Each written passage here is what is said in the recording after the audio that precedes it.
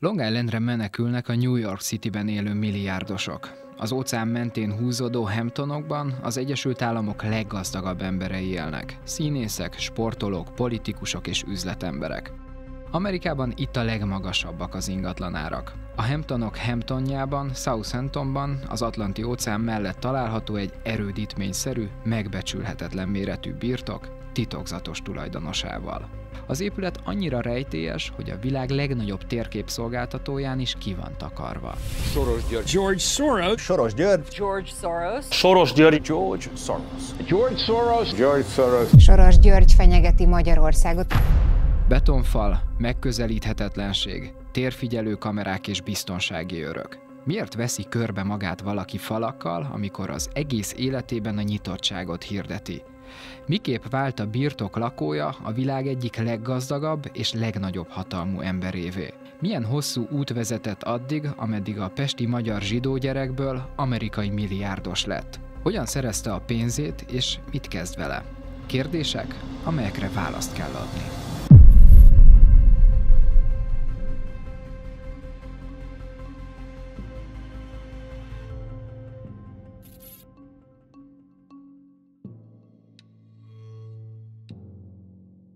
Érdekes módon a pénzkeresés most már nem probléma, nem én intézem az ügyeket. Ugye? Én részt veszek bennük, de mások kezelik, tehát mások szenvednek. Ők vállalják a felelősséget. Szóval én most már csak haszonélvezője vagyok az ő sikerüknek. 1992-ben Soros György bedöntötte a brit fontot és Nagy-Britannia gazdaságát. A spekuláció, amivel Soros világszerte hírhedté vált, összesen több mint 20 milliárd fontjába került a brit adófizetőknek. Ő pedig egymaga majdnem 1 milliárd fontot keresett rajta. Tehát az én munkám az inkább a pénzköltés. A pénzügyi támadás után a brit jegybank nem tudta tartani az árfolyamot, és ki kellett lépniük az ERM rendszerből. ERMs, the initial stand for the exchange rate mechanism, which was a system which linked the different currencies of the EU, this was before the euro, linked the different national currencies to each other at particular exchange rates. And the dominant currency in it really was the Deutschmark. A Fekete Szerda néven elhíresült napon, 1992. szeptember 16-án Norman Lamont Nagy-Britannia pénzügyminisztere volt. The Chancellor consulted with the Prime Minister. The Bank of England announced a 2% rise. A gazdasági mészárlással felérő eseménysorozat közben Norman Lamont már azt fontolgatta, hogy feladják a küzdelmet Soros sortolásával szemben, és azonnal kilépnek az ERM rendszerből. Ez azonban olyan politikai hitelességi válságot eredményezett volna, amelybe belebukott volna a John Major vezette kormány. Teljes volt a káosz az országban. Senki nem tudta, hogy mi történik. A Bank of England már annyi fontot vásárolt fel, hogy a saját készletei is elfogytak. Az államcsőd közeli helyzet után állt ki a sajtó elé Norman Lamont. Today has been an extremely difficult and turbulent day. Massive speculative flows have continued to disrupt the functioning of the exchange rate mechanism. A bejelentésig Soros György óriási profitra tett szert, és teljesen térdre kényszerítette a Bank of Englandet. Norman Lamont bele is bukott a Fekete Szerdán történtekbe, és 93 tavaszán lemondott pénzügyminiszteri pozíciójáról. The reaction was very adverse to myself and to the government. Craig McElney Soros brit beavatkozása miatt kezdett el politizálni. Arra figyelt fel, hogy az európai árfolyam mechanizmus milyen hatással volt az ismerőseire, barátaira, illetve a megugró kamatlábak miatt mennyien mentek közülük csődbe. Az üzletemberből lett politikus, ma már a konzervatív párt képviselője a brit parlamentben.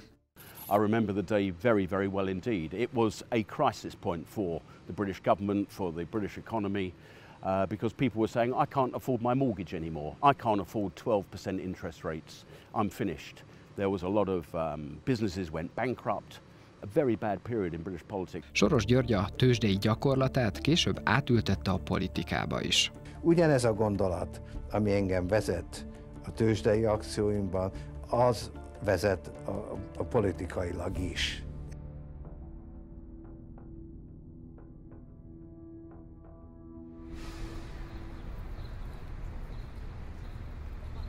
Soros György 1930-ban született, akkor még Schwarz Györgyként Budapesten. Édesapja Schwarz Tivadar ügyvéd. Tivadar az első világháborúban orosz hadifogságba esett, azonban szabadulása után önkéntes vándorútra indult a Szovjet-Oroszországban. Egészen 1921-ig ott is maradt, majd 1922-es hazatérését követően megalapította az első magyar eszperantó újságot. Megalapítja a Literatura Mondo, tehát az Irodalmi Világ című eszperantó lapot. Ugye az eszperantó az a világ nyelv, ami nem az akkori kor angolja volt, hanem kifejezetten a progresszív köröknek a világegyesítő, progresszív, pacifista, ma úgy mondanánk, hogy liberális értelmiségi közegének a felfogása volt, hogy egyesítsük az embereket egy közös nyelv terénumán. Schwarz Tivadar későbbi életrajzi könyvében úgy ír, hogy az általa képviselt liberális filozófiát és élettapasztalatait a fiai György és Pál teljesítették be. Schwarz szerint a lélegzetelállító siker annak köszönhető, hogy ő maga és gyermekei is kirekesztettek voltak a gyilkos magyar társadalomból. Megházasodik, Schwarz Tivadar a saját másodunoka testvérét veszi el, és gyermekei születnek, 2 fia születik, a 2 fiú közül a nevesebb Schwarz György, 1930-ban látja meg a világot, a nevét Soros György 1936-ban kapja, ugyanis nevet változtatnak Schwarzról, Soros nevet vesznek fel, ami egy palindrom, tehát mindkét oldaláról olvasható és ugyanazt kiadó név. Ez azt jelenti eszperantó nyelven, hogy szárnyalni fog. Hát innen kapja a szárnyait, innen kapja a családi közeget Soros György. Anyám eléggé antiszemita volt, szégyelte, hogy zsidó. Abban a kultúrában, amiben felnőttem, zsidónak lenni stigmatizáltságot jelentett, hátrányt, és ezért mindig ott volt a késztetés, hogy ebből ki kell lépni. A Soros család asszimilált életet élt, de a fiúkat izraelitaként tartották nyilván a budapesti Berzsenyi Dániel gimnáziumban. Diákkoromban nagyon is személyesen érintett a zsidó kérdés, mohón olvastam az antiszemita irodalmat. Egyfajta zsidó antiszemitizmus, ez bennem és a családunkban is megvolt. Az asszimiláció következménye volt, és ebből csak lassan nőttem ki. Ezekben az években az ő édesapjának a családját a Magyarországot megszálló náci hatóságok haláltáborban pusztították el. Soros Tivadar, hogy mentse fiát, megvesztegette a mezőgazdasági minisztérium egyik tisztviselőjét, egy Baumbach nevű embert. Rábízta az akkor 14 éves Gyurit, mintha a keresztfia lenne. Egyik halandunk az volt, amit leküldték zsidó területeknek, vagy kastélyoknak átvételével, és egyik alkalommal elvitt engem, mint keresztfiát. My understanding is that you went out with this protector of yours, who swore that you were his adopted godson. Yes, yes. Went out, in fact, and helped in the confiscation of property from the Jews. That's right. Yes. I mean, that sounds like an experience that would send lots of people to the psychiatric couch for many, many years. Was it difficult? Not at all. Not at all. No feeling of guilt? No. For example, that I'm Jewish and here I am watching these people go. I could just as easily be there. I should be there. None of that. In a funny way, it's just like in markets that if I weren't there, of course I wasn't doing it, but somebody else would be taking it away anyhow. In other words, whether I was there or not, I was only a spectator, the property was being taken away. So I had no role in taking away that property. So I had no sense of guilt. Are you religious? No. Do you believe in God? No. A Shoát és a világháborút túlélve Soros György elhagyta Magyarországot és Nagy-Britanniába emigrált.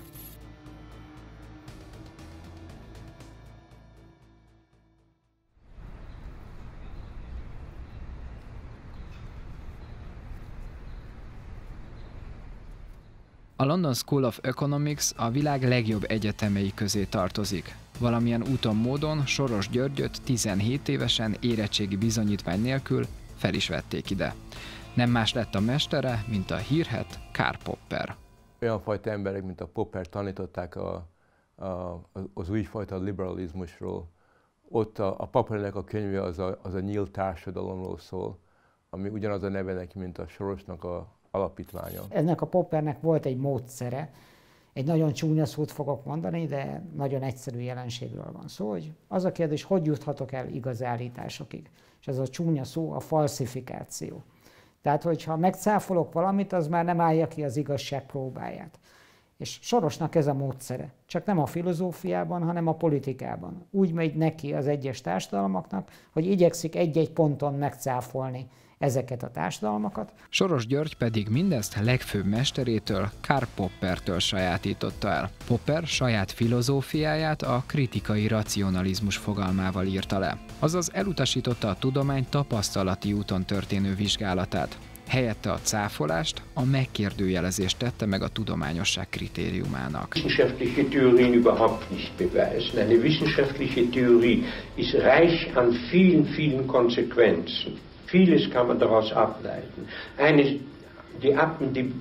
Der Nachweis, dass eine dieser Konsequenzen richtig ist, kann nicht nachweisen, dass alle die anderen Konsequenzen richtig. Sorosra Popper olyan hatással volt, hogy mestere könyvéről nevezte el később az alapítványait, és a milliárdos a mai napig inkább filozófusnak tartja magát, mintsem üzletembernek. Ennek ellenére Soros György kezdetben banki ügyintézőként kapott állást Londonban.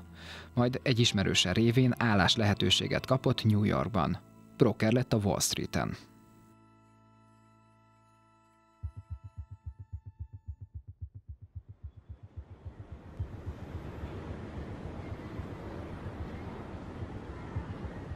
Átköltözése után Soros gyorsan nagy befolyást szerzett az amerikai üzleti életben. Először tőzsdei alkuszként dolgozott, majd 1969-ben megalapította a saját befektetési alapját, a Quantum Hedge Fundot. A hedge fund speciális, szűk befektetői réteg számára elérhető befektetési alapot jelent, amely az abszolút hozam elérésére törekszik. A törvényesség határmesdjéjén működő alap révén Soros rövid úton dollármilliárdos lett. Ettől kezdve viszont úgy néz ki, hogy nála minden lottószelvény nyert. Sorozatban nyert, tehát kvázi rövid időn belül pénzügyi zseni lesz belőle. Na most én egy olyan negyedszázad dolgoztam devizapiacon, elég jelentős forgalmat bonyolítottunk le a Nemzeti Bankban, volt úgy, hogy 6-7 milliárd dollár perdült meg az asztalon egy nap reggeltől délutánig. Ilyen nincs. De akkor hogy csinálta Soros? Mégis hogyan lett az évek alatt egy egyszerű tőzsdei alkuszból Amerika egyik leggazdagabb embere? Belső információi vannak olyan helyekről, akik lényegében a piacot csinálják és szabályozzák, ezek általában a jegybankok. A jegybankok ezeket a titkokat próbálják szűk körben megtartani, azonban mégis kiszivárognak, és hát vannak hírszerzési lehetőségek, állami típusúak is, meg magántípusúak is. Én csak úgy tudom elképzelni, hogy egy ilyen társulat, akinek ezek az ügyekhez hozzáférése volt, ellátta információkkal. Csak az utolsó 2 évben értem el azt a pontot, hogy a hatalmam kezd túl megnőni, és ez most új kordát szab nekem. Mert most figyelnem kell, vigyáznom kell, hogy mit mondok. Például, hogy ha valamit mondok, és akkor azt befolyásolja a tőzsdét.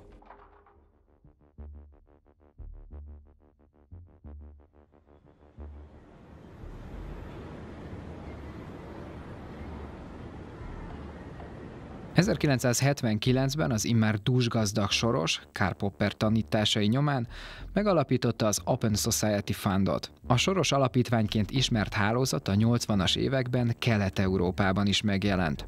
A 90-es években pedig már évi 300 millió dollárból gazdálkodott. Soros úgy gondolta, a vasfüggöny leomlása után az átmenetben jelentős szerepe lehet alapítványainak és egyetemének, a Közép-Európai Egyetemnek, a CEU-nak. Mit kíván a magyar nemzet? Tényleges sajtó, szólás, lelkiismereti, oktatási és társulási szervezkedési szabadságot! Soros György alapítványa már a rendszerváltás előtt 1984-ben elkezdte a munkát Magyarországon, a CEU pedig 1992-ben nyitotta meg a kapuit. Olyan sokan akarnak Magyarországon tovább tanulni, és tudjuk, hogy olyan szűkek a lehetőségek. Tehát bárki is az alapító, én annak nagyon örülök, és annak meg nyilván külön örülök, hogy Soros György, aki borzasztó sokat tett a magyar kultúráért és oktatásért az elmúlt időszakban, hogy ő neki a neve hozzáfűződik egy komoly Magyarországon létrejött nyugat-európai nívó felsőoktatási intézményhez. Soros György a korabeli felvételek tanúsága szerint el is mondta, hogy mit vár el a CEU-n végzett hallgatóktól. Személy szerint, ami nekem legfontosabb, az a kritikus gondolkodás.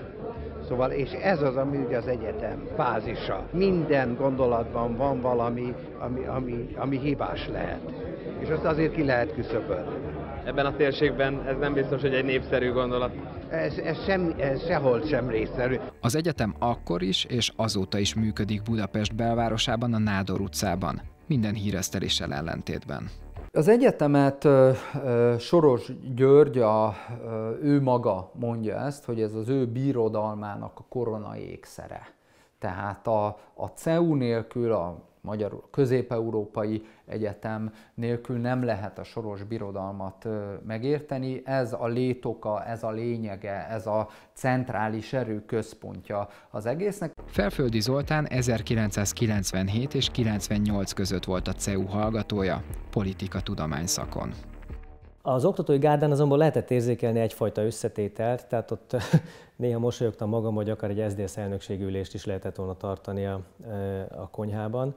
A tanszékvezetőnk az Kis János, ugye SZDSZ-nek talán az első elnöke volt, hogyha jól emlékszem, meg 1990-ben miniszterelnök jelölt, aki szerencsére csak jelölt maradt. És aztán ott megfordult a Bauer Tamástól kezdve a Pető Ivánon keresztül nagyon sok mindenki.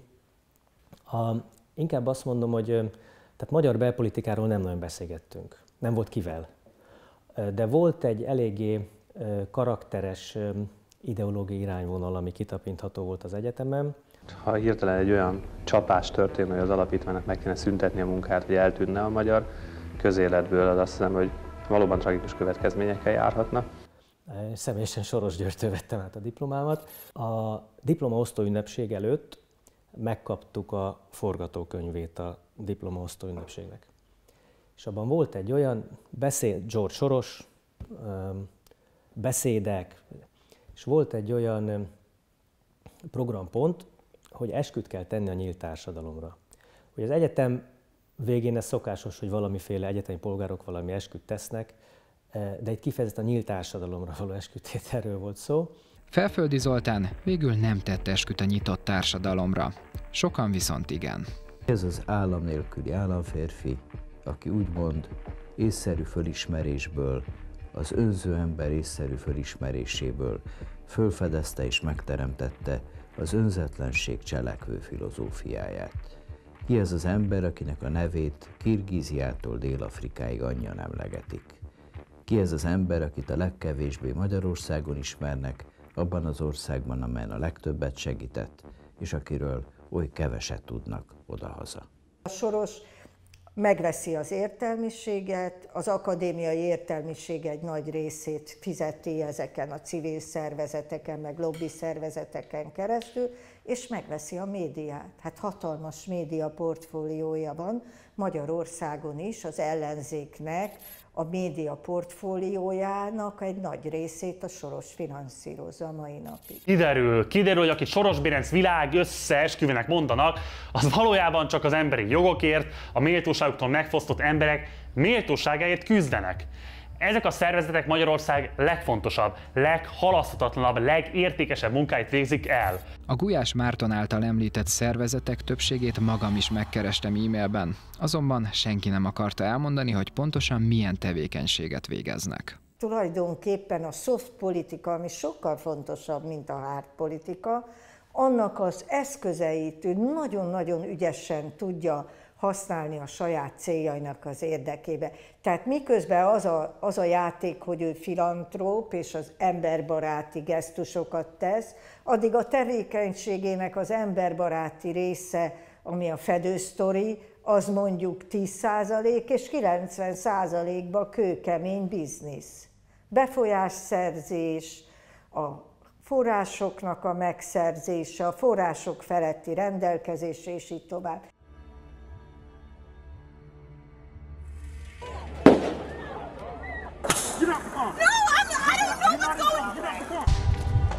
Tell your brothers and sisters, we will not win this fight! It's a very divided opinion. There are some people that view him as a secular saint, as a philanthropic genius, as a man who made billions of dollars through his own investments in his financial business, and he's put that money to work to help people. That's one side of the spectrum. And then if you go all the way over to the other side, there are people who view him very negatively, who think that he is funding activities and groups that are unconstitutional, that are anti-constitutional, that are people that they're seeking to fundamentally change America's character and legal process. Chris Farrell a Washingtoni Juridical Watch nevű szervezet igazgatója. Azon kevés amerikai emberek közé tartozik, akik merik nyíltan kritizálni Soros Györgyöt. Az intézetének kutatásai szerint a Soros hálózat főképp korrupcióellenes civil aktivista, oknyomozó és emberjogvédő szervezeteken keresztül ássa be magát egyes országok politikai életébe. Gyakran fordulnak radikális eszközökhöz. Puccs, forradalom, zavargás, elég csak a Black Lives Matter mozgalom megmozdulásaira gondolni. Mr. Soros funds many groups that are active in what we call identity politics. That is to say, a politics that is obsessed with race or with sex or with class or with sexual orientation. He has funded groups like that both in America and also in Europe and elsewhere. And again, part of this is because those are groups that will help left-wing politicians come to power and will help left-wing political agendas be advanced. Scott Water a Capital Research Center washingtoni irodájában fogadott. A központ egyik legfőbb feladata Soros György tevékenységének monitorozása. Ők derítették ki, hogy Soros csak az elmúlt évben több mint $200 millió költött el identitáspolitikára az Egyesült Államokban. The United States, you have major capitalists, we call them woke capitalists now because they've embraced progressivism. They've embraced this sort of progressivism for a couple of reasons. One, they think it makes them more money. Secondly, though, and I think this is the most important reason, if you say that you're pro-LGBT, if you say that you're pro-Black Lives Matter, if you say you're pro-immigration, then you can treat your workers however you want, and nobody from the left will bother you. I think that explains a lot of George Soros. And at this moment in time, our country needs us. And we need people like George Soros, who is fearless and willing to step up when it counts. So please join me in welcoming George Soros. In my experience, the left loves big organizations, big projects, big taxes, big subsidies. They love programs and they love very complex layers of institutions and controls, right? The joke is leftists love everything that is either mandatory or forbidden, right? They like either one. Nothing in the middle. Everything has to be mandatory or forbidden. On the right, you have people that basically want the government to leave them alone.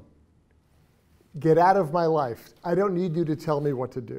Mindig olyan fajta politikát szeret, ami nem egy demokrata politika, hanem egy ilyen expert fajta politika. Ez neki a nagyon fontos része az ő ideológiának.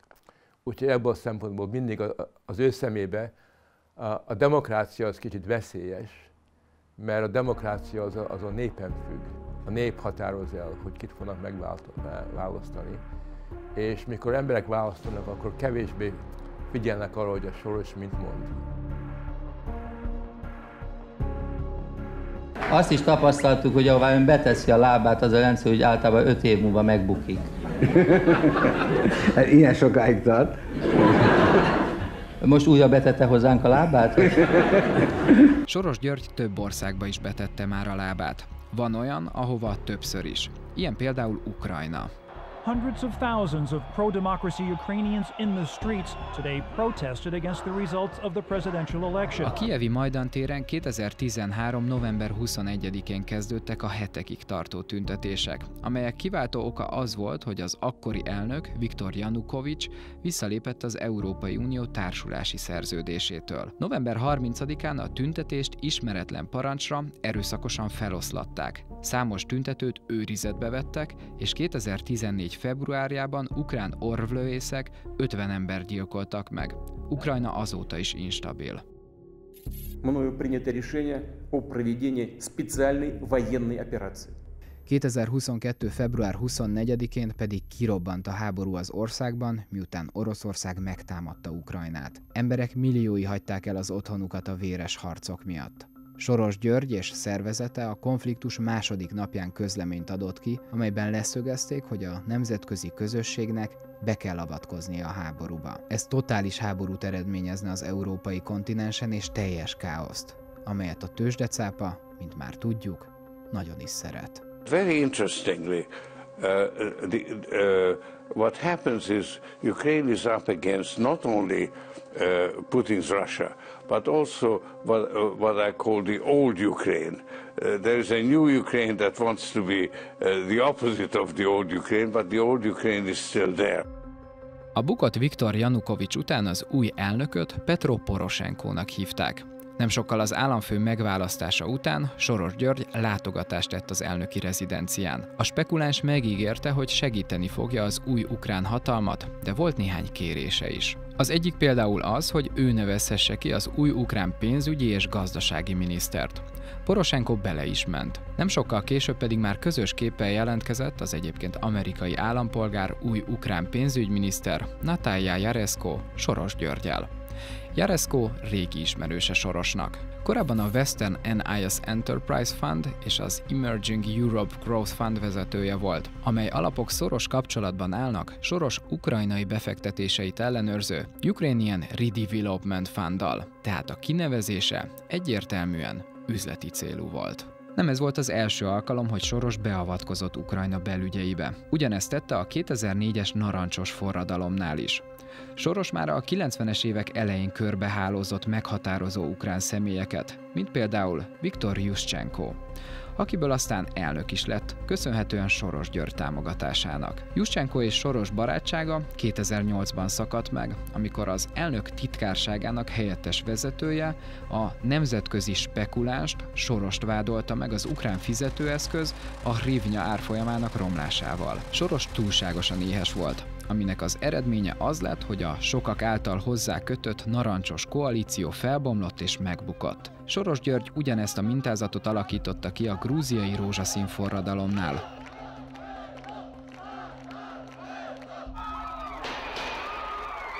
Vagy a mianmári sáfrány forradalomnál és a Fülöp-szigeteki sárga forradalomnál. Az ő munkamódszerük az, hogy különböző márkázott forradalmakat hoznak létre. Tehát van egy létező társadalmi elégedetlenség, és arra rászerveznek egy mozgalmat. Hogyha igazán sikeresek, akkor ezzel tényleg politikai bombát tudnak robbantani. A második ukrajnai beavatkozása után Soros Györgynek jelentősen megnőtt a vagyona, és majdnem elérte a 30 milliárd amerikai dolláros államhatárt. Ezzel felkerült a Bloomberg által összeállított a világ 30 leggazdagabb embere listájára. Soros György 2017-ben eladományozta vagyonának jelentős részét az alapítványainak. Így ma már csak 7,5 milliárd dollárja van. A vagyonának kiszervezése persze ugyancsak tudatos döntés volt, és semmi köze a filantrópiához. A saját vagyonának átcsoportosítása saját magának elsődlegesen adóelkerülési célból történt. 2017. december 31-én járt le annak a határideje, hogy az amerikai hedge fund milliárdosok hazavigyék Amerikába a külföldön tartott pénzüket, ami után adót kellett fizetniük. Soros inkább kiszervezte a milliárdjait az alapítványainak, ami után viszont már nem kellett extra költséget fizetnie. A biznisz az biznisz.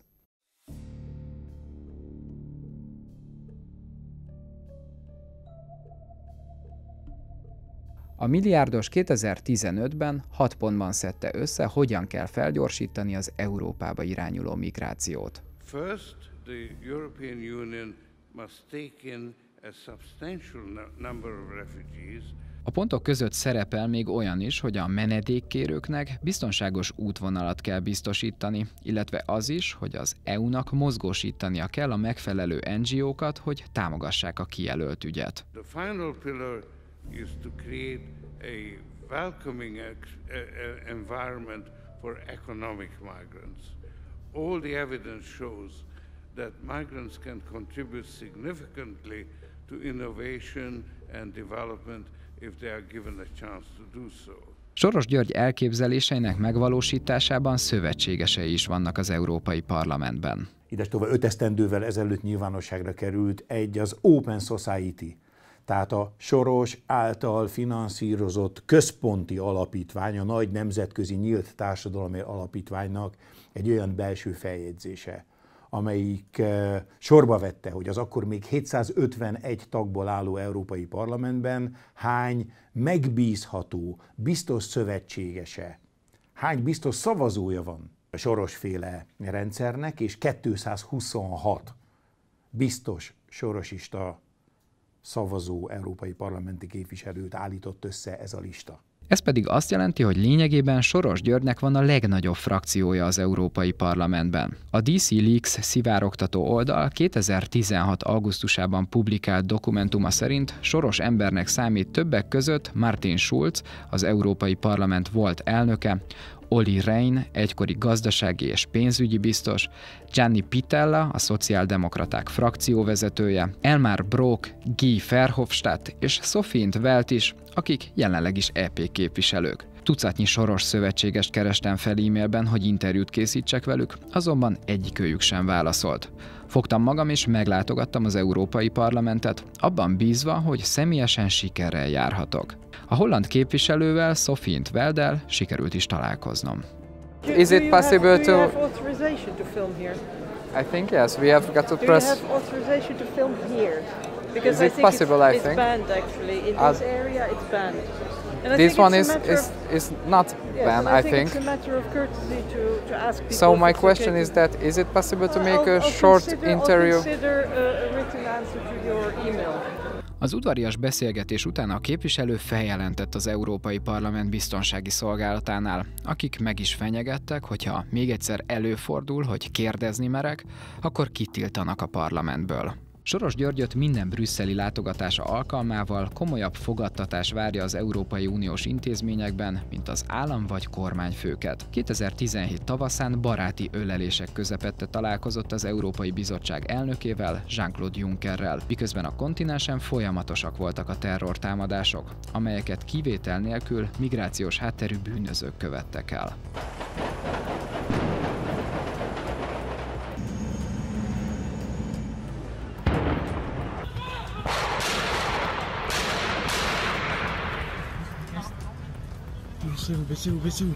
Nicolas Bay az Identitás és Demokrácia képviselőcsoportjának francia európai parlamenti képviselője. Rendszeresen szólal fel Brüsszelben Soros György migrációt elősegítő tevékenysége ellen. Migrants qui viennent largement du monde musulman. Et George Soros, dans sa démarche idéologique, essaye de favoriser, notamment au travers de ces ONG, de ces différentes organisations qu'il contrôle ou sur lesquelles il a de l'influence, de favoriser cette immigration massive. A migráció propagálásában és lefolytatásában komplett hálózat dolgozik Soros keze alá, amely NGO-kból, a bevándorlást elősegítő hajókból és megbízható európai parlamenti szövetségesekből áll.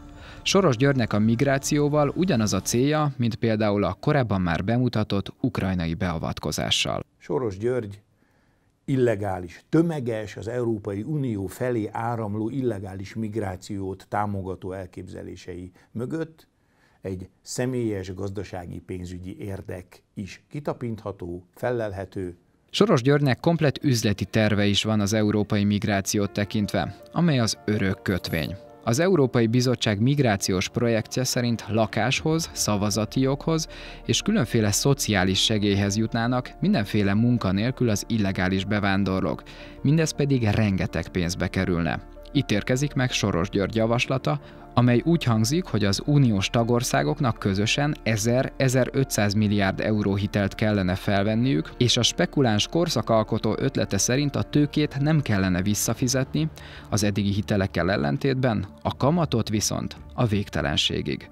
Magyarul az összes Európai Uniós ország eladósodna az idők végezetéig. A magyar kormány jelezte, hogy nem szeretne élni a lehetőséggel.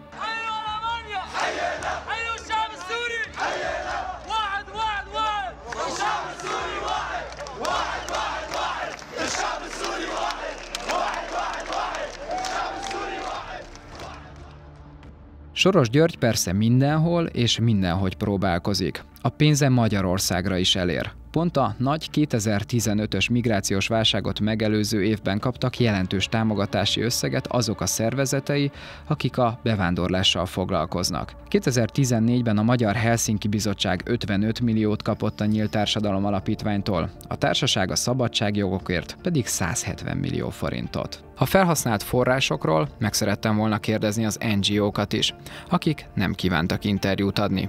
Személyes látogatásom alkalmával pedig leráztak. Jó napot kívánok! Jó napot! Kérem, ennek kamerát. Igazából csak amiatt jöttünk, hogy küldtem önöknek egy e-mailt még. Nem kaptuk meg, és köszönöm, próbálkozzon más.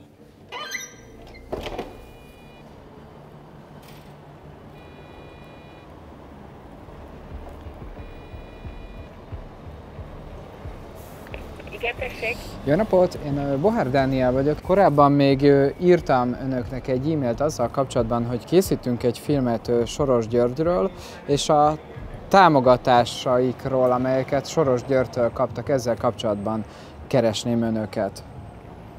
Nem tudom, hogy válaszoltunk. Személyes interjúra esetleg nincs lehetőség? Hát így egészen biztosan nincs.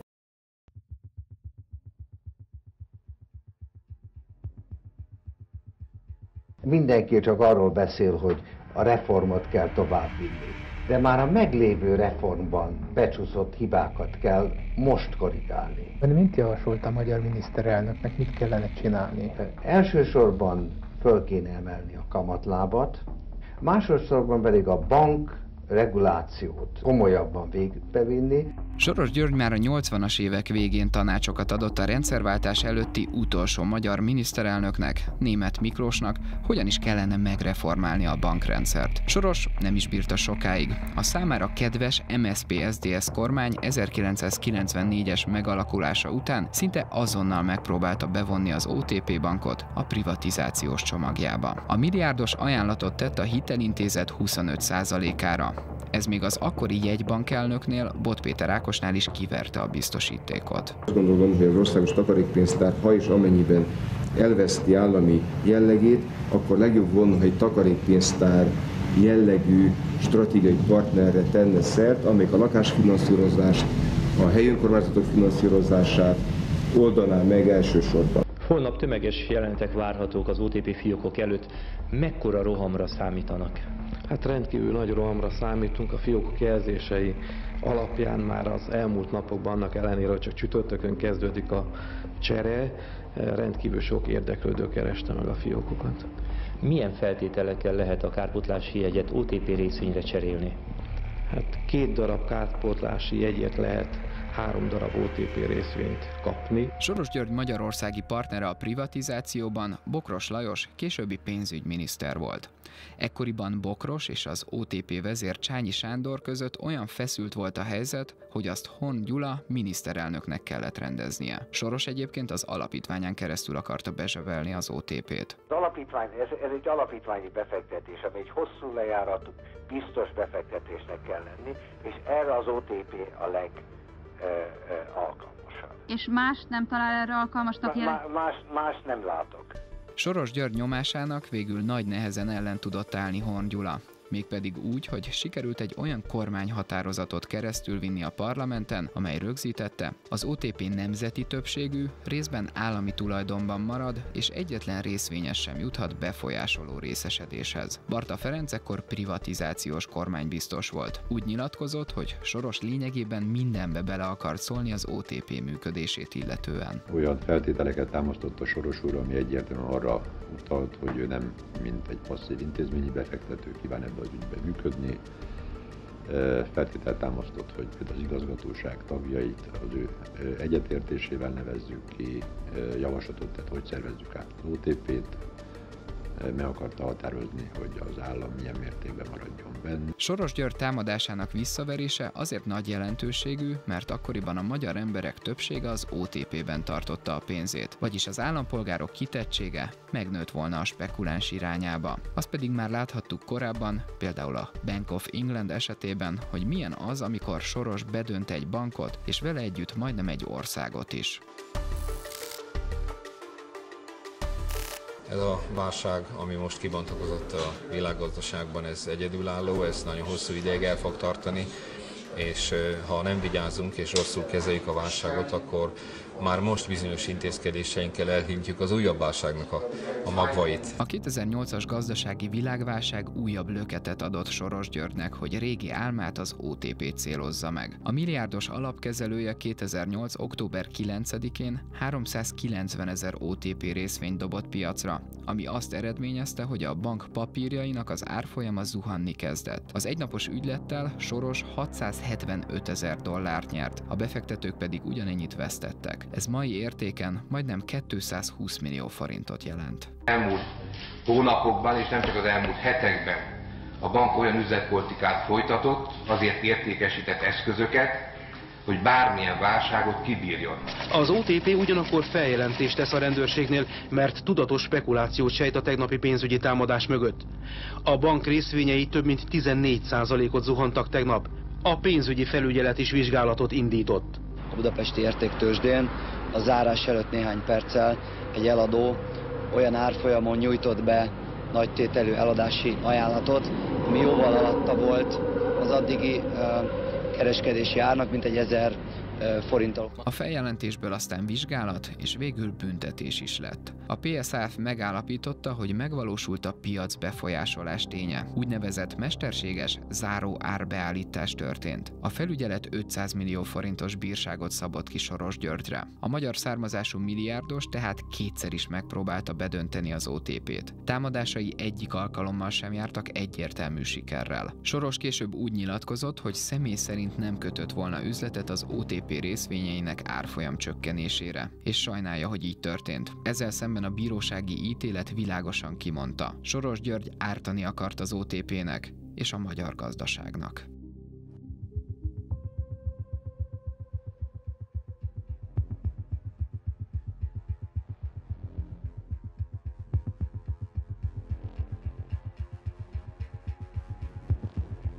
The French election will take place in April 2022, and in the same month, Hungary's voters, against all odds, may turn an authoritarian ruler out of power.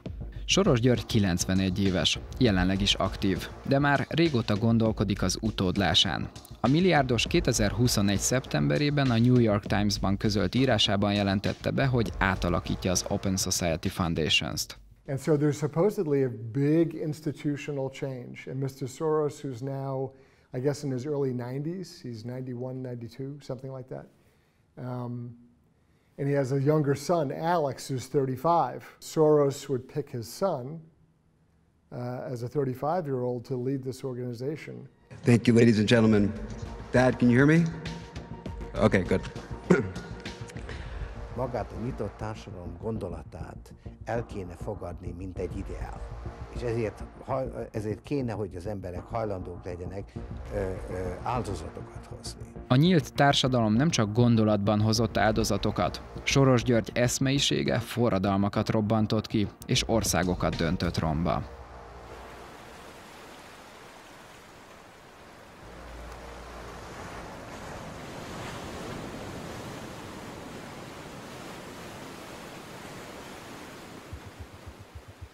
Soros György sem személyesen, sem e-mailben nem adott lehetőséget, hogy interjút készítsek vele. Pedig lettek volna kérdéseim. Például, hogy az utóbbi évtizedekben miért költött dollármilliárdokat arra, hogy felszámolja a nemzetállamokat? Mi a célja azzal, hogy demokratikusan megválasztott vezetőket távolítson el? Miért fontos számára, hogy illegális bevándorlók millióival árassza el Európát? Mikor a fegyverek szólnak, akkor mondjuk az ideák, ezek a fajta nyitott társadalom ideái, azok hallgatnak. De azért utána, amikor majd elhallgatnak a fegyverek, akkor azért mégis az ideák közötti vita fogja eldönteni a jövőt. Ez a vita már a harc lett. Két világfelfogás háborúja. A nemzeti gondolat küzd a globalista eszmével. A normalitás a birodalommal szemben.